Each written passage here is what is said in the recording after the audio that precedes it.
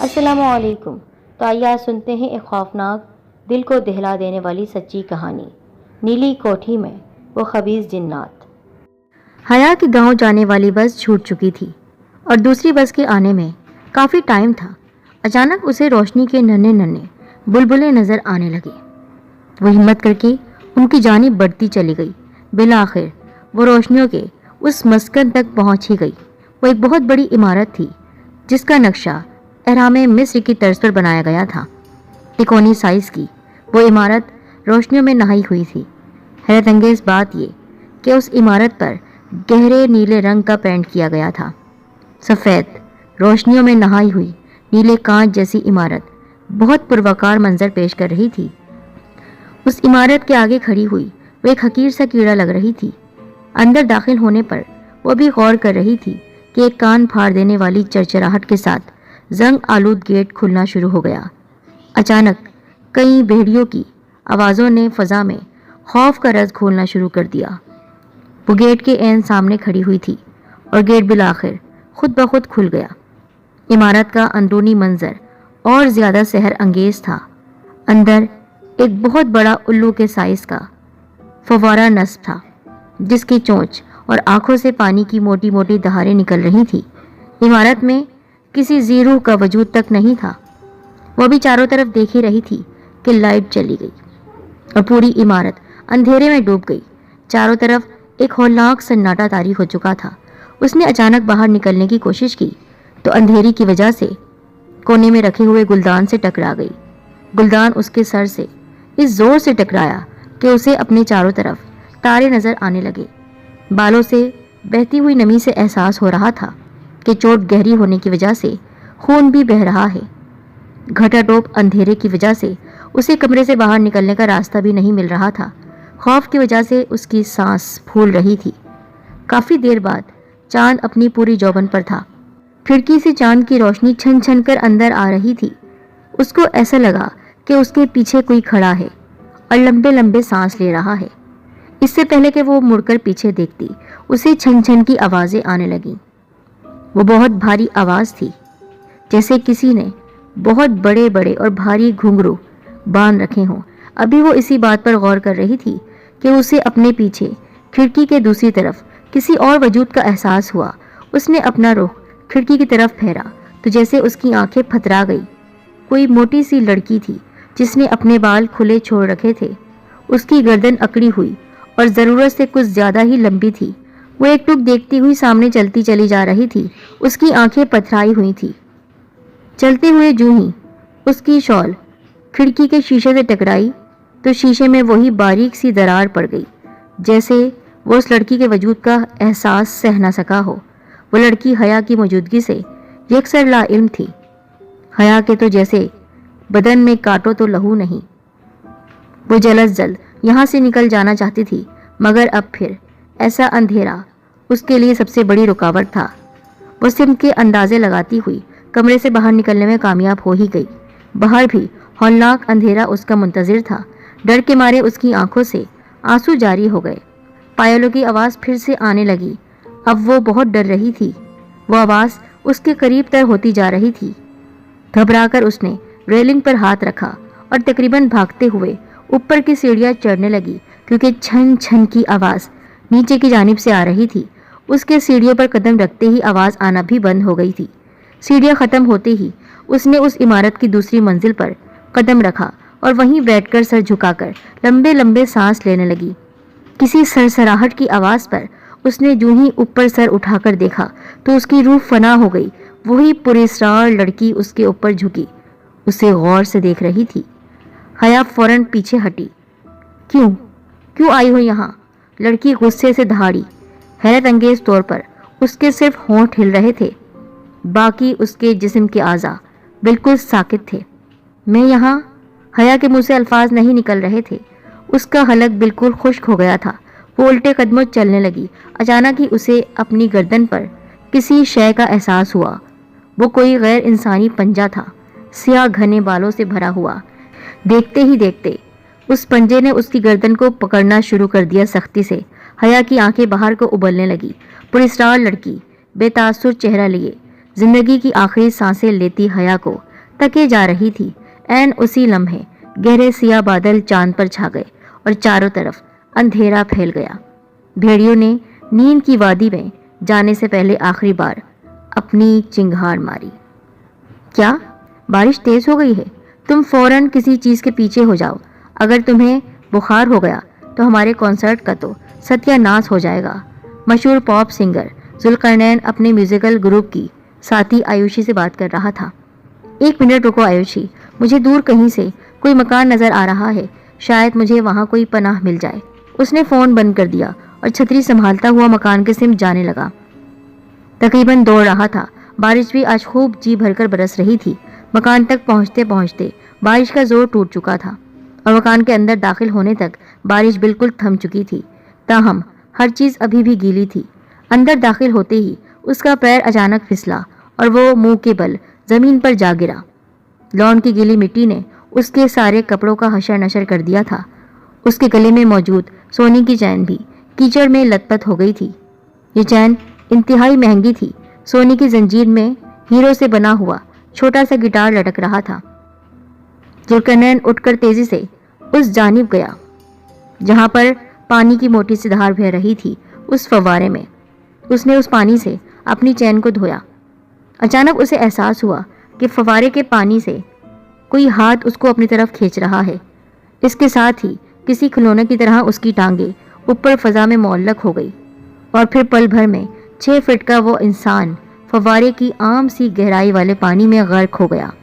فضا میں پہلے جیسا سکون چھا گیا، البتہ الو کے مجسمے کے منہ اور آنکھوں سے پانی کی موٹی دھاروں کے بجائے اب تازہ تازہ گاڑھا خون باریک دھاروں میں نکل رہا تھا۔ تم سے ایک بات پوچھوں رضیہ؟ سمی نے اپنی نوکرانی سے کہا۔ جی پوچھئے۔ تم نے کبھی ایسا گھر دیکھا ہے جہاں بھوتوں کا بسیرا ہو اور وہاں آنے والے ہر بندے کو مار دیا جاتا ہو؟ فضول باتیں ہوتی ہیں یہ ساری، کسی اور کے سامنے مت کہنا ورنہ لوگ آپ کو خبتی کہیں گے۔ رضیہ کے بجائے اس کی بڑی بہن آ گئی تھی کمرے میں۔ اس نے اس کی طرف مڑ کر کہا، یہ کیا بات کر رہی ہو؟ لیکن پھر رضیہ بولی، میں نے ایسا گھر دیکھا ہے بی بی جی۔ Oh really? مجھے لے چلو گی وہاں؟ جی، وہ میرے گاؤں میں ہے۔ اپنی بہن کی باتوں کو نظر انداز کر کے اس نے رضیہ سے کہا، میں تو ضرور چلوں گی، بس میری چھٹیاں ہونے دو۔ اور پھر سچ میں اس دن وہ رضیہ کے آبائی گاؤں میں کھڑی ہوئی تھی۔ اس کی آنکھوں کے سامنے نیلے رنگ میں بہت پرانی تکونی عمارت تھی جو نیلے رنگ سے مکمل طور پر ڈھکی ہوئی تھی۔ یہ تو اہرام مصر کی طرح ہے۔ اس نے عمارت کی خوبصورتی کو سراہا۔ جی، یہ ہمارے گاؤں کے وڈیرے چودھری گلزار خان کی کوٹھی ہے۔ انہوں نے بڑے چاؤ سے یہ کوٹھی بنوائی تھی۔ نیلا رنگ ان کی لاڈلی بیگم زرکا کا پسندیدہ رنگ ہوا کرتا تھا۔ اس گھر میں موجود تمام قالین نیلے تھے، فرنیچر بھی نیلا تھا، یعنی کوٹھی کی ہر چیز نیلے رنگ کی تھی سوائے پردوں کے۔ تیز ہوا کے چلنے کے سبب جب سفید پردے نیلے فرنیچر اور نیلی دیواروں والے کمروں پر لہراتے تو یہ منظر بہت بہت خوفناک سا لگتا، مگر افسوس کہ خوابوں کا یہ محل وڈیرا سائیں اور ان کی بیگم کو نصیب نہ ہو سکا اور وہ دونوں اس سپنوں کے محل کے کبھی باسی نہ بن سکے۔ رضیہ ٹھنڈی سانس لینے لگی۔ کیوں؟ آخر کیا ہوا؟ وہ ایک روشن دن تھا۔ زرکا بڑے چاؤ سے شیشے کے سامنے کھڑی تیار ہو رہی تھی۔ اس نے نیلے شیفون کی بھڑکیلی ساڑی پہن رکھی تھی۔ وہ اتنی خوبصورت تھی جتنی اس دنیا کی کوئی بھی لڑکی ہونا چاہتی تھی۔ اس کی جلد اتنی شفاف تھی کہ ہاتھ لگاؤ تو میلی ہو جائے۔ ایک پل کے لیے اگر وہ ساکت ہو کر بیٹھتی تو اس پر کسی مصور کی حسین تصویر کا گمان ہونے لگتا۔ اس دنیا میں دلکش چہروں کی گو کے کمی نہیں ہے، مگر اس میں بلا شبہ کچھ ایسا ضرور تھا جو الگ تھا اور منفرد تھا۔ وہ اور وڈیرا سائیں خوابوں کے اس نیلے محل میں رہائش کی پہلی رات ہی مردہ پائے گئے تھے۔ کوئی نہیں جانتا تھا کس طرح ان کی پراسرار موت ہوئی، ان کے بے جان جسموں کے پیچھے کیا ہوا تھا۔ اب تو بس سب لوگ اتنا ہی جانتے ہیں کہ جو کوئی بھی اس نیلی کوٹھی میں جاتا دیکھا گیا وہ دوبارہ آس پاس نظر نہیں آیا، اس دنیا میں نظر نہیں آیا۔ رضیہ نے سر جھکا لیا۔ کیا مطلب؟ وہ کیسا تھا؟ وہ کوئی عجیب سی مخلوق تھی، کسی دیکھنے والے نے دیکھا تھا۔ وہ انسان نہیں لگ رہی تھی، اس کا پورا جسم نیلا تھا۔ زرکا بیگم کو نیلے رنگ سے عشق تھا، جنون تھا۔ وہ ہر وقت نیلے رنگ کو کسی نہ کسی صورت میں پاس رکھتی تھی، کبھی نیلی انگوٹھی، نیلے کنگن، نیلے کپڑے، نیلے پتھر کی چوڑیاں، حتیٰ کہ نیلے جوتے بھی انہیں دیوانگی کی حد تک عشق تھا انہیں اس رنگ سے۔ انہوں نے اپنی وصیت میں کہہ رکھا تھا کہ مرنے کے بعد اسے کفن بھی نیلے رنگ کا دیا جائے اور اس کی قبر پر نیلے ماربل کے پتھر لگائے جائے۔ میں نہیں سمجھ پائی کہ ایسی عورت کیوں اس کو نیلے رنگ سے اتنی محبت تھی۔ میں نے اپنی زندگی میں پہلی بار کسی میت کو نیلے رنگ کے کفن میں دیکھا تھا۔ خوبصورتی میں چاند کے مقابلے پر اتر آنے والی زرکا اس وقت نیلے رنگ کے کفن میں بہت عجیب لگ رہی تھی۔ اسے ایسی بھونڈی وصیت کرنے کی ضرورت نہیں تھی جس کی وجہ سے اس کو سزا بھی ملی۔ کیسی سزا؟ وڈیرا سائیں کو دفنانے کے بعد جب لوگ زرکا بیگم کی میت کو قبر کی طرف لے جا رہے تھے، نہ جانے کہاں سے عجیب اور غریب جانور وہاں پر آ گئے۔ چونکہ قبرستان گاؤں سے کچھ فاصلے پر ہی ہے، اس لیے لوگوں کا خیال تھا کہ وہ بھیڑیے جنگل کی طرف سے آئے تھے۔ ان کے اچانک حملے پر لوگوں نے زرکا بیگم کی میت کو وہیں چھوڑا اور الٹے قدموں بھاگ نکلے۔ اگلی صبح اس جگہ لوگوں نے دیکھا تو میت کی ہڈیاں تک غائب تھیں، بس کفن کی نیلی چادروں کے حصے اس جگہ بکھرے ہوئے تھے۔ لوگوں نے اپنے کانوں کو ہاتھ لگا لیا اور توبہ توبہ کرنے لگے۔ وہ عذاب خداوندی تھا۔ رضیہ دور خلاؤں میں گھورتی ہوئی بول رہی تھی، نہیں، وہ عذاب خداوندی نہیں تھا، بلکہ ایک اتفاق بھی ہو سکتا ہے۔ کفن کے لیے سفید کپڑا ہونا چاہیے، اس کی کوئی شرط تو نہیں ہے۔ لوگ تو اپنے مردوں کے لیے یہ رنگ محض اس لیے چنتے ہیں کہ سفید پاکیزہ رنگ ہے، ورنہ کفن کے لیے کپڑے کا سفید ہونا کوئی شرط نہیں ہے۔ سمی کو رضیہ کی سنائی گئی کہانی پر ذرا برابر یقین نہیں تھا۔ اگر آپ کو لگتا ہے کہ کفن کے لیے کپڑے کا سفید ہونا شرط نہیں ہے تو آپ بھی اپنے لیے نیلا کفن سلوا لیجیے گا، ورنہ میرا خیال ہے کہ پروردگار کے سامنے جانے کے لیے پاکیزہ ترین رنگ سفید کا ہی انتخاب کرنا چاہیے، جو دنیا میں ہر شخص اپناتا ہے۔ رضیہ نے سرس لہجے میں کہا اور واپس لوٹ گئی۔ تم 2 ٹکے کی نوکرانی، تم مجھے یہ باتیں کہو گی؟ تم مجھے سکھاؤ گی؟ سمی مارے غصے کے بے قابو ہوتی جا رہی تھی، جو منہ میں آیا بولتی جا رہی تھی، جبکہ رضیہ اس کی باتوں سے بے نیاز دور نکل گئی تھی۔ سمی دراصل بہت زیادہ مغرور تھی، اسے بھی اپنے حسن پر بہت ناز تھا، اور جب اس کے سامنے زرکا کی بات کی جا رہی تھی تو وہ یہی سوچ رہی تھی کہ میں تو اس سے زیادہ حسین ہوں جتنا یہ نقشہ کھینچ رہی ہے۔ اس نے بہت خوبصورت لباس پہنا ہوا تھا۔ نیلی کوٹھی میں جانے کے لیے وہ بالکل کسی پارٹی کی طرح تیار ہوئی تھی۔ کچھ دیر بعد وہ اپنی مطلوبہ جگہ پر تھی۔ گیٹ ہلکا سے زور لگانے پر کھلتا چلا گیا۔ اندر ہو کا عالم طاری تھا۔ وہ خاموشی سے آگے بڑھتی گئی۔ فوارہ لگا ہوا تھا، اس سے نکلتا ہوا پانی بہت دلکش لگ رہا تھا۔ اس کوٹھی کے حسن کو دیکھ کر وہ حیران رہ گئی۔ رضیہ کی بتائی گئی باتیں یہ تو سچ ثابت ہو رہی ہیں، بالکل سچ معلوم ہو رہی ہے، لیکن رضیہ اس کے ساتھ نہیں تھی۔ اس نے کہا تھا، میں آپ کے ساتھ نہیں جاؤں گی، آپ اپنی ذمہ داری پر جائیے، بس میں نے آپ کو جگہ بتا دی ہے۔ اور چونکہ سمی بہت بہادر بنتی تھی، اس لیے اس نے اپنے ساتھ کسی کو نہیں لیا، کسی کو بھی نہیں۔ اندر ہر چیز نے نیلے رنگ کا لبادہ اوڑھ رکھا تھا۔ اتنے بیش قیمت لباس میں چلتی ہوئی وہ کوئی شہزادی لگ رہی تھی۔ فخر سے اندر جانے لگی۔ اچانک اسے اپنے کندھوں پر بہت سارا بوجھ محسوس ہوا، جیسے کسی نے بھاری بھاری پتھر اس کے کندھوں پر رکھ دیے ہوں، کسی نے ٹنوں کے حساب سے اس پر بوجھ لاد دیا ہو۔ بوجھ کی شدت اتنی زیادہ تھی کہ وہ وہیں بیٹھتی چلی گئی۔ اس کے بعد بھی بوجھ کم ہونے کا نام نہیں لے رہا تھا۔ اس وزن کی شدت میں مزید اضافہ ہوا اور اس کے منہ سے چیخ نکل گئی۔ بمشکل اس نے گردن اٹھا کر اوپر دیکھا تو اسے آسمان گھومتا ہوا محسوس ہوا۔ اس کے کندھے پر ایک 26-27 سالہ لڑکی بیٹھی ہوئی تھی۔ اس لڑکی کی ٹانگیں لٹک کر اس کے سینے پر آ رہی تھی۔ اس کے منہ سے دلخراش چیخ نکلی۔ اس سے پہلے کہ وہ بے ہوش ہو جاتی، وہ بھیانک لڑکی آنن فانن غائب ہو گئی۔ سارا بوجھ ایک دم ہٹ گیا۔ سمی ایک بہادر لڑکی تھی، اس کی یہی عادت اسے یہاں لے کر آئی تھی۔ اس نے خوفزدہ ہونے کے بجائے وہاں سے بھاگنے کی ٹھانی۔ وہ فوراً وہاں سے اٹھی اور سر پر دوڑ لگا دی۔ ابھی وہ دروازے تک ہی پہنچی تھی کہ چھت سے لکڑی کا ایک بہت بڑا ٹکڑا آ کر گرا، مگر وہ خوش قسمتی سے بچ نکلی۔ اس کی کمر کی جلد کو چھیلتے ہوئے وہ نکل گیا تھا۔ وہ سانسوں کو لیتی ہوئی کمر پر شدید جلن کا احساس کر رہی تھی، مگر اس کے باوجود اس نے اپنے قدم آگے بڑھا دیے۔ اس سے اب چلا نہیں جا رہا تھا، لیکن وہ کمرے سے باہر نکلنے میں کامیاب ہو گئی تھی۔ اب وہ ایک بہت تنگ سی راہداری میں چل رہی تھی۔ دروازے میں لگی کیلوں کی وجہ سے اس کا قیمتی لباس اب ٹکڑے ٹکڑے ہو رہا تھا۔ پھٹ رہا تھا، چہرے پر بھی جگہ جگہ خراشیں تھیں۔ اب وہ کوٹھی کے بیرونی حصے میں آ گئی جہاں اس کی پرانی کلاس فیلو حیا اس کو نظر آئی۔ وہ بھاگ کر گئی اور حیا سے لپٹ گئی۔ حیا، تم یہاں کیسے؟ ہمیں یہاں سے فوراً نکلنا ہوگا حیا، یہاں کوئی عورت ہے، کوئی یہاں رہتا ہے۔ وہ میرے سر پر بیٹھی ہوئی تھی اور اس کی لمبی لمبی ٹانگیں تھیں۔ ملالہ کیسی ہے؟ کیا کرتی ہے وہ اب؟ میں بھی بھٹک کر یہاں آ گئی ہوں، بس دونوں یہاں سے بھاگ نکلتے ہیں۔ حیا نے سمی کا ہاتھ پکڑا اور دونوں تیزی سے باہر کی طرف بھاگنے لگے۔ باہر پہنچ کر اسی فوارے کے پاس حیا ایک دم رک گئی اور الو کو دیکھنے لگی۔ سمی کو بھی مجبوراً رکنا پڑا۔ اچانک اسے احساس ہوا اس کے ہاتھ میں موجود حیا کا ہاتھ اچانک بہت سرد ہو گیا ہے اور آہستہ آہستہ اکڑتا بھی جا رہا تھا۔ بلاخر سمی کو یوں محسوس ہوا اس نے لکڑی کا ایک ٹکڑا پکڑ رکھا ہے۔ اس نے حیران ہو کر حیا کو دیکھا۔ حیا کے چہرے کے نقوش اب بگڑ چکے تھے۔ اب وہ انسان نہیں تھی بلکہ کچھ اور تھی۔ وہ غیر انسانی آوازیں نکالتے ہوئے اس کے چہرے پر حملہ کر چکی تھی۔ وہ اپنے لمبے اور نوکیلے دانتوں سے اس کے چہرے کو کھرچنے لگی۔ مان پڑتی سانسوں کے ساتھ سمی نے اپنے پاکٹ سے لائٹر نکالا اور اسے جلا دیا۔ لائٹر کی آگ نکلنے کی دیر تھی کہ حیا کی روح چنگھاڑتی ہوئی غائب ہو گئی۔